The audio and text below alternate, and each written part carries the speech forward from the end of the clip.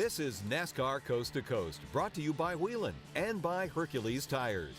Now, with a look at local, regional, and international NASCAR racing, here are Hannah Newhouse and Kyle Rickey. Welcome to NASCAR Coast to Coast here on the Motor Racing Network. It is Wednesday, August 7th, 2019. We have two special guests, one in studio who will join us here shortly. But first, K&N East took part in the road course racing action over the weekend at Watkins Glen, and a first-time winner found his way into victory lane in a rain-shortened race, Kyle.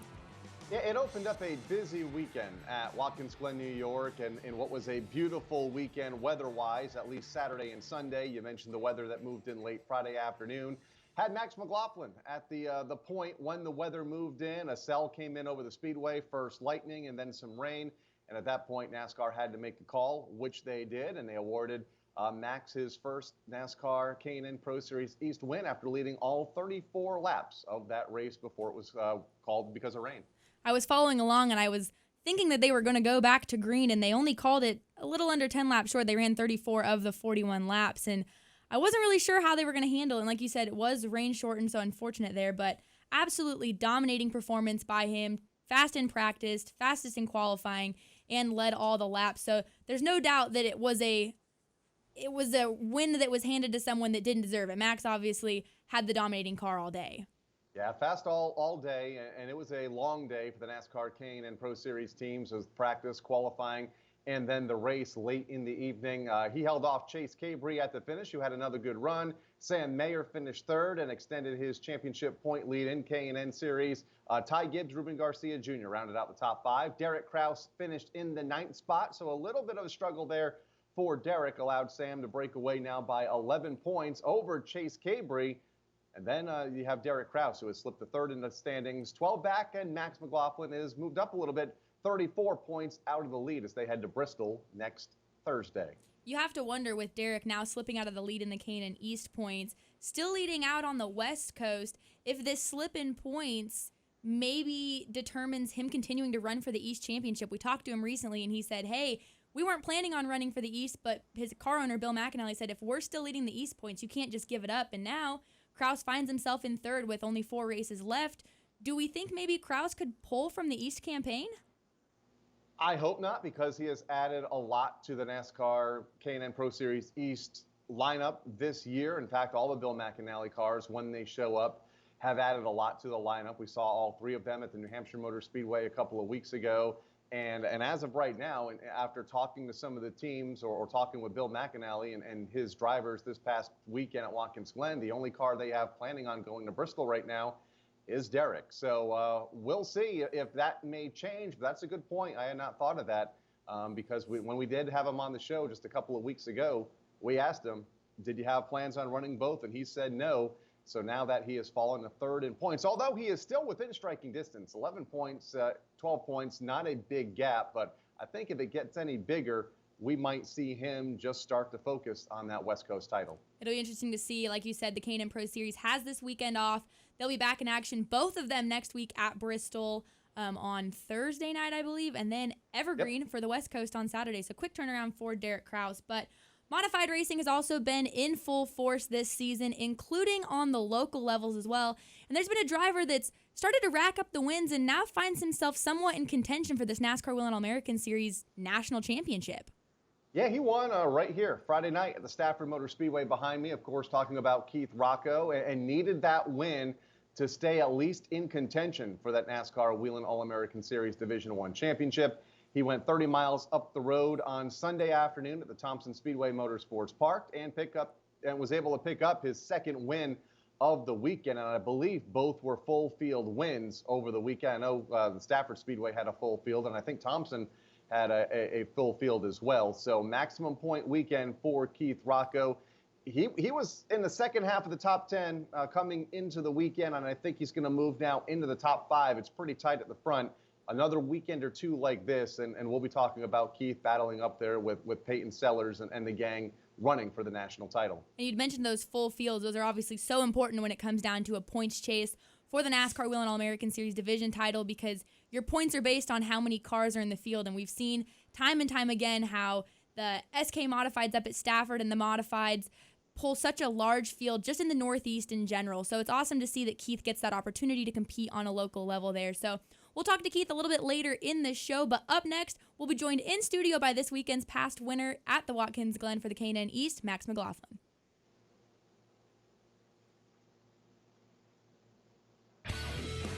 Here's your chance to win a set of your very own Hercules tires. Go to HerculesTires.com/MRN. Simply register, and each month we'll give away one set of tires. Hercules Tires has the value, selection, and industry-leading mileage coverage to get you wherever you need to go, no matter where the road takes you. Register now for your chance to win a set of Hercules tires at HerculesTires.com/MRN. Hercules Tires. Ride on our street. Whelen designs and manufactures reliable and powerful warning lights, white illumination lighting, sirens, controllers, and high-powered warning systems for automotive, aviation, and mass notification industries worldwide. Every part of every Whelen product is proudly designed and manufactured in America and is tested on site to meet the toughest industry certifications. On the road, in the air, and around the world, Whelen is trusted to be seen, trusted to be heard, trusted to perform. It wasn't just built to be a museum. It was built to be a shrine to the history, heritage, and future of the sport we love. This is our house, the NASCAR Hall of Fame, and it's packed full of classic and present-day cars, including Petty's, Earnhardt's, and Waltrip's, as well as interactive experiences, realistic racing simulators, and much more. Plan a trip to the NASCAR Hall of Fame in Charlotte. Tickets at NASCARHall.com. NASCAR Hall of Fame. This is our sport. This is our house. Back to NASCAR Coast to Coast, brought to you by Whelen and by Hercules Tires. Here are Hannah Newhouse and Kyle Rickey. There was some road course racing action this past weekend for the K&N Pro Series East, and a driver found his first NASCAR victory after a rain-shortened race. He joins us in studio now, Max McLaughlin for Hattori Racing. You've been close multiple times this year. You guys have had strong runs. Did you think that first win was going to come at a road course? Not at the beginning of the year. No, definitely not. I felt like a good shot was South Boston. It's a one track I had been to on the series before, running this year. But we should have had one at Memphis. I feel like we had a really dominant car there too. But I've found a new love for road racing, man. It is a blast, and I never did it before this year. That was my first road race. So 1 for 1 so far. Definitely looking forward to doing another one. When you hit the track on Friday morning for practice, did you know at that point that, hey, we have a pretty good car here when you look at the lap times and your comfort behind the wheel? Was there a lot of optimism at that point, thinking that, hey, we can win this thing?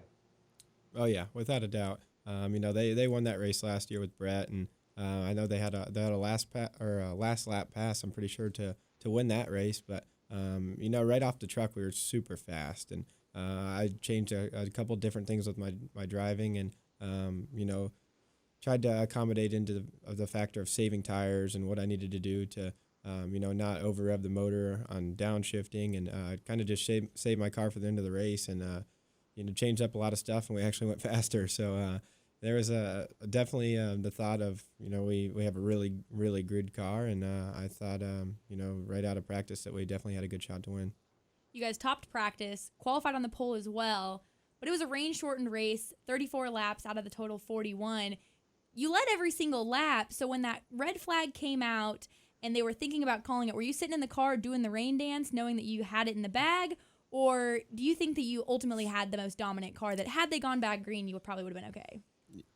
Yeah, I mean, you never know. Anything could happen, but being 6 laps, I think we had an 11-second lead at that point, so I think we definitely had the dominant race car, and I had so much fun. That's been one of my favorite tracks since I was a little kid. My dad won there back in the day in the Busch Series at the time, which is now the Xfinity Series. So, we've had a lot of family success there. But I feel like if we would have went green, as long as nothing crazy happened, and had a good restart, I think we would have been all right. But I was ready to go. I never told myself that, the rain we won or whatever. I was still in the mindset of going and finishing the race, and I was all ready to do those last 6 laps if we had to.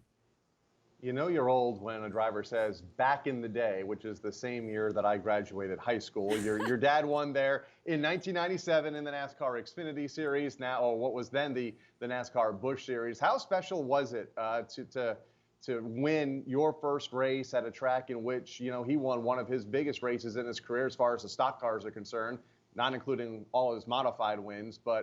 And I believe you guys were wearing a similar driver's suit. I saw a side-by-side picture of him in victory lane, 22 years ago, and then you in victory lane 3 days ago. And there were some similarities there. Yeah, it was pretty wild. I was wearing the I got a suit made by Simpson that was a Coors Extra Gold throwback. We were supposed to do that car at Thompson before that race actually got canceled, but I still wore the suit. It's pretty badass to me. So it was actually 22 years to the weekend that Dad won Watkins. So that was pretty wild to see that too. And his car owner at the time was at the racetrack and in victory lane with us too. So it was a pretty cool moment for everybody, and very glad to get that win there. I've been, like I said, it's been one of my favorite tracks for my whole life. And to get my first win there, I always said when I was young, I want to win a race at Watkins Glen. So to get the first NASCAR win out of the way at Watkins is pretty cool. That leads me to my next point here. A year ago, your name was affiliated with Big Block Dirt Modified Racing. That was your experience. Fast forward a year, you just inked your name in the NASCAR history books, got your first NASCAR win. A year ago, did you see yourself in this position? A year ago, I don't even know where they're at. Merrittville tonight. So a year ago, I was probably just trying to get our dirt program better. I didn't really know we were going to go asphalt racing at this point last year, and there was definitely not a solid plan to. We had I ran 2 asphalt races before this year, and that was in a late model, another one in a super. But we actually did that to get cleared to run the Eldora truck race on dirt. So kind of weird that we had to run asphalt races to get cleared on dirt, but it's just what we had to do. But we had some good speed in those 2 starts, and it's always been something that I had a lot of interest in doing. We just never really had the right opportunity to do so. So the sponsors got together, and Mike Gricci at Hattori Racing, he wanted to make it happen, and everything just fell in place, and have a really good opportunity. 8 races into your NASCAR full-time career anyway, in the NASCAR K&N Pro Series East, an 11th at New Smyrna to start the year, a 13th at the first Bristol race, and a lot of improvement since then. How would you kind of sum up the first, I guess it's 3/4 now, or 2/3 anyway, of the K&N Pro Series East season? Definitely up and down. We were terrible at New Smyrna, and that was my 3rd time ever on asphalt and first time in a K&N car. And I take full blame for that. I was absolutely awful. But we actually were running 8th on the last restart with I think 10 to go, and car ahead of me ran out of gas, and that put us back to 14th and got back to 11th. So it should have been a little better, but we were running 6th at Bristol and broke a shock mount, so that took us out of that race. And actually finished, but I think we finished like 3 laps down with no left rear shock on the car. So that was interesting at Bristol with no left rear shock. That wasn't too comfortable to drive, but I just the more experience I got, the better we got, and the better relationship I developed with the team and my crew chief Robert Huffman, and I feel like we're working pretty dang good together right now. So we definitely have some momentum on our side, and I feel like our oval program gets better every race. So I'm definitely looking forward to going back to Bristol. 4 races left and 27 currently out of the points lead. But the last time we had you on the show, Kyle, obviously our modified, man over here, had asked you, hey, do you have plans or wants to climb in a modified? And you said, yeah, eventually would love to make it happen. And you did. You got the chance to race a modified. It was at Thompson, correct? Yeah. For Keith Rocco. Now, we've got Keith up next on the show. Talk to me about that experience of finally getting to race a modified, and then you beat Keith. Yeah, it was cool. It wasn't really expected, coming here when you guys asked me that question. I had no plans to drive Keith's car, but I didn't know Keith. Scott Zipadelli did, and them 2 talked together, and out of the deal, Keith and I we started talking, and we wanted to make it happen pretty bad. So I went up to Thompson and ran against Priest was there. There's a lot of really good drivers there. Woody Pitcat. Obviously Keith, which is one of the most talented drivers in the Northeast right now on the asphalt mod scene, and we actually I think we started 9th, and I was leading by lap 13, led all the way till 2 laps to go, and Ryan Priest, we raced side by side for the last 10 laps, and he finished 2nd. So it was a lot of fun, and Keith and I are pretty good friends now too, so it's pretty cool. Priest is not a bad guy to lose a modified race to. Yeah, not at all. So I guess that begs the next question. When do you hope your next modified start is? Ask Keith. We'll ask him next. Yeah, I have no clue, but there's definitely been talk with a couple tour teams about doing something this year and possibly some more stuff next year. So it's definitely in the back of my mind, and I'd have a lot of interest to do so. Awesome. It'd be cool to see. Well, Max, thank you again for coming in and hanging out with us in studio. And again, congratulations on your win this past weekend. Thank you very much. That was Max McLaughlin in studio with us today, this past weekend's NASCAR K&N East winner at Watkins Glen. But you heard it. When we return, we'll get Keith Rocco on the phone to talk about his current 2019 season. You hear it every week. Just want to thank the whole team and all our guys back in Denver. Everybody supports this team. They're the unsung heroes of NASCAR, and their life is the pits. This is Rocco Williams, and for 10 years, I've jacked up some of the biggest names in auto racing, and now I'm jacked to bring it all down to street level and acquaint you with the guys behind the wall and back at the shop.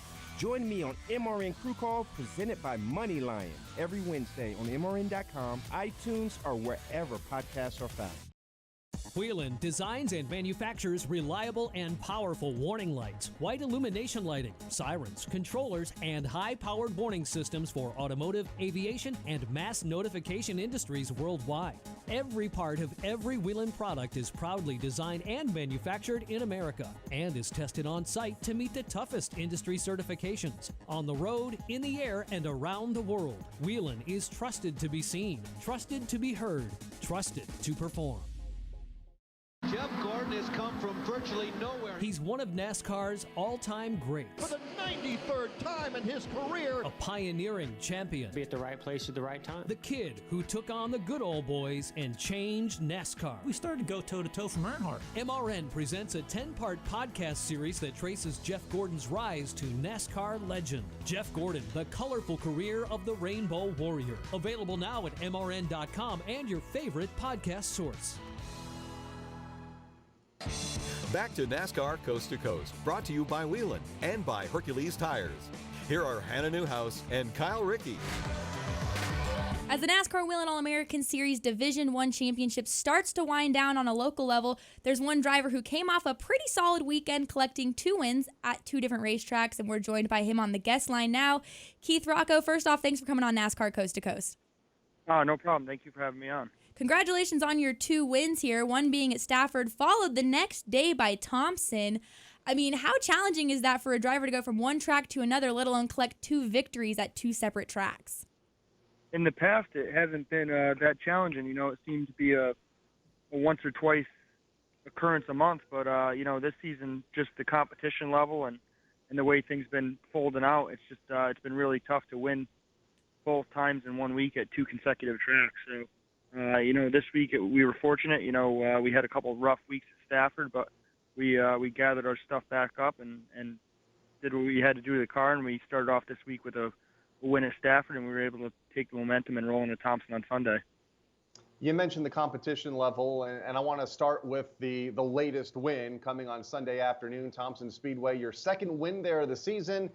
You're the first repeat winner there. Granted, they've only run 6 races, but to be the first repeat winner in race 6 says a lot about the competition there. What's changed at Thompson this season as far as the competition level from what we've seen in the last couple of years?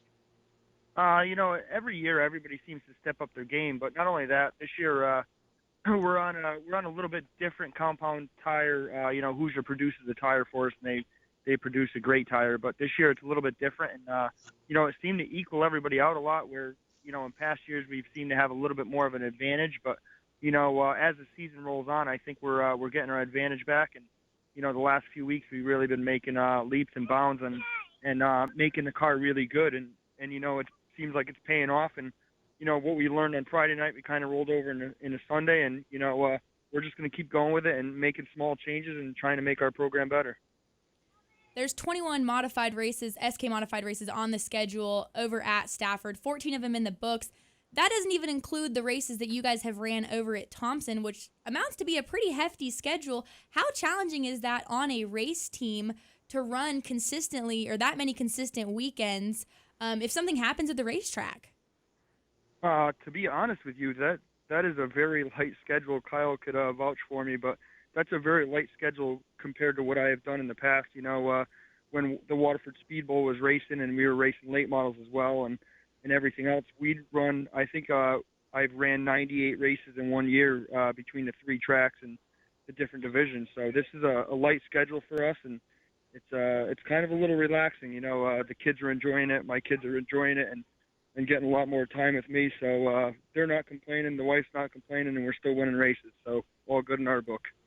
I was going to say, that's what probably counts the most ultimately. But 14 weeks in a row, no rainouts, multiple racetracks, and you set up and work on multiple race cars. Does it get wearing at all? I mean, yeah, the schedule's light, but there's still a lot going on during the week, it seems like. Oh, absolutely. The last couple of weeks have been really, really busy. There's been weeks where we've ran, I believe we ran 8 cars out of the shop in 1 week between Stafford, Thompson, Open 80s, the rental stuff. There's been some pretty hectic weeks, and this week's looking like a pretty easy week. Probably only 1 or 2 nights in the shop, but there's weeks that are crazy, and you just want to you want it to be over, and you want to go racing. But there's weeks like today and this week, which is very laid back and very relaxed. And 2 cars came off a win, and everything else ran good, and we had good finishes with the other cars. So this week we're gonna take the good, and we're gonna roll with it. Always a satisfying feeling to be able to load a race car up after a good weekend with not much to change going into the next weekend. But I want to talk about Stafford and the SK program for a little while, because Stafford has this modified program that is nationally recognized, not only for the car count, but the competition and how successful this program is. What is it really that sets apart the SK program from many of these other tracks' local divisions?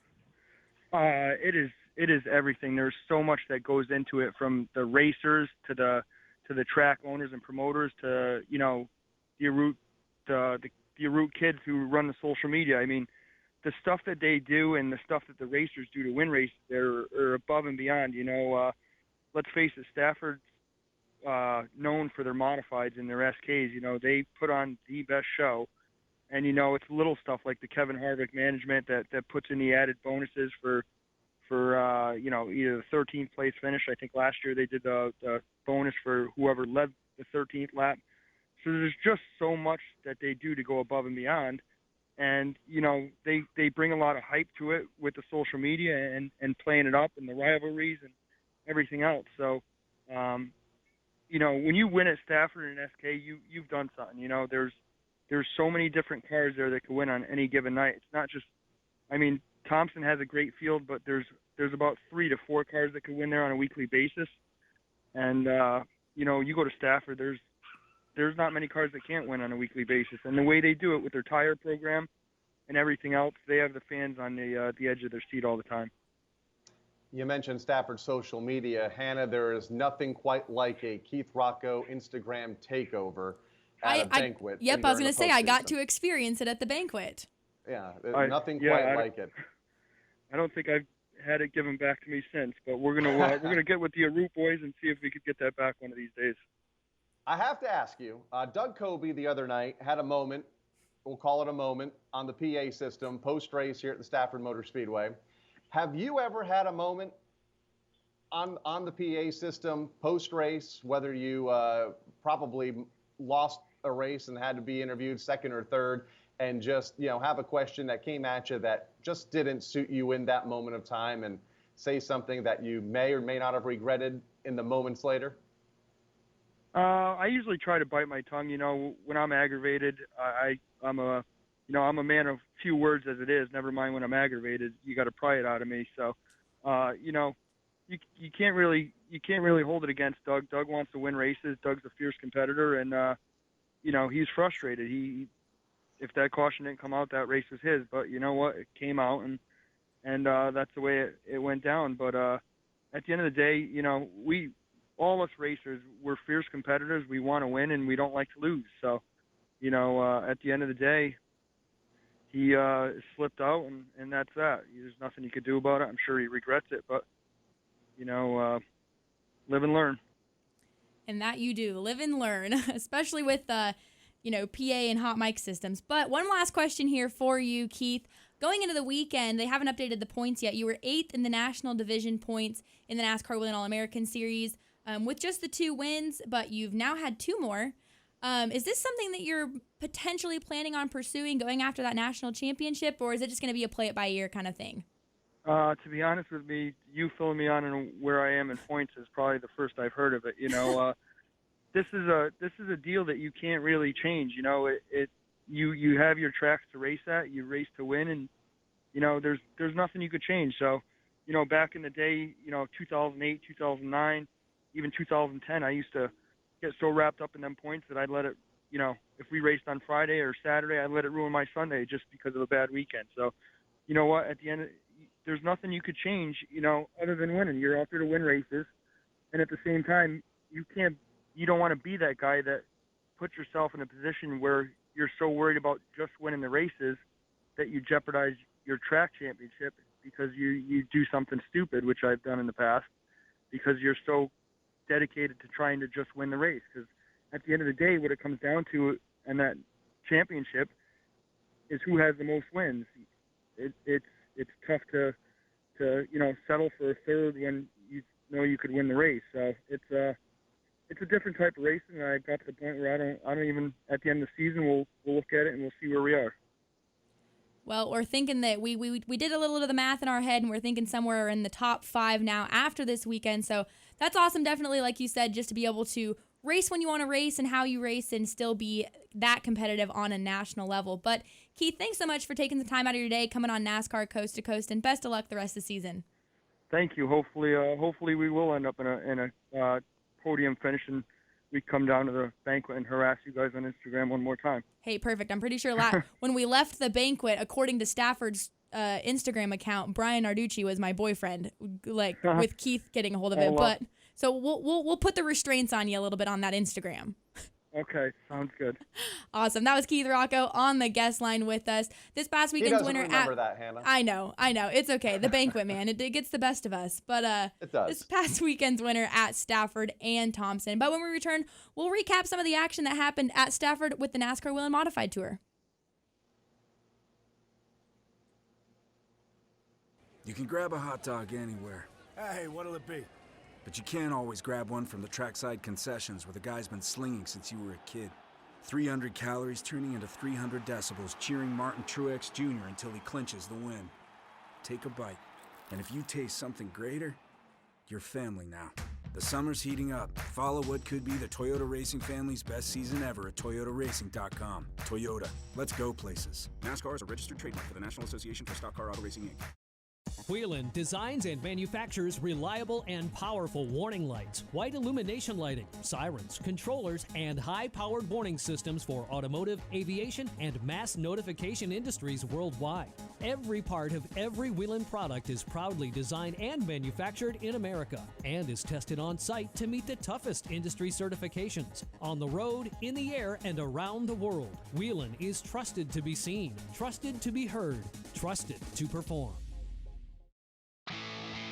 Winged Nation, your go-to for Wayne Sprint Car Talk, news and information. Find all the episodes of Winged Nation on your favorite podcast platforms. Steve Post, Ashley Stremme, and Aaron Evernhead go in-depth with the race winners and personalities from dirt tracks all across America. Like Winged Nation on Facebook. Follow Winged Nation on Twitter. You'll get stories and information and live broadcasts of Winged Nation shows from some of the top dirt tracks in the nation. Winged Nation, your home for Winged Sprint Cars.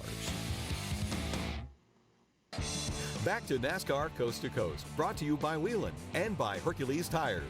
Here are Hannah Newhouse and Kyle Rickey. The NASCAR Whelen Modified Tour took to Stafford this past weekend, and a lot of action that really wound up in the last 3 laps there. A late race caution led into a green-white checkered where Doug Coby, who had led almost every single lap, had to come down pit road 3 times due to their tire rule. That would set us up for a green-white checkered where Ron Silk would go back-to-back, capture another win at Stafford on the tour, and John McKennedy would come home second, and Coby worked his way back up to third after those 3 pit stops. And Coby led 152 of 159 laps and was not happy at the end of that race there, Kyle. We talked about it a little bit with Rocco there, but yeah, not a happy Doug Coby after Stafford. Yeah, and Jeff, the PA announcer here at the Stafford Motor Speedway that does a lot of the victory lane stuff when I'm away on the Motor Racing Network weekends, did a nice job handling it. He asked a question. Doug said what he said, and it was brief, but it was to the point. And Jeff pulled the microphone away pretty quickly because I don't think Doug was done. I got to see some different angles of the video here at the track today, and Doug wanted to go back in for some more, and Jeff did a nice job in taking the mic away. So about as hot as I've ever seen Doug Coby. But again, it was their decision to come in and pit. You know, the caution did come out. Joey Cipriano spun on the racetrack. We were already going into overtime. So no matter when the race went back to green, it was going to be a 2-lap run to the finish. It's just a matter of, did you want to start on the pole and jeopardize perhaps running out of fuel like Timmy Solomito did? Because until that point, the race went green to almost checker. That was the first caution of the race with 2 laps to go. So they made the choice to stop multiple times because when you pit at Stafford, you can only take 1 tire at a time or only add fuel.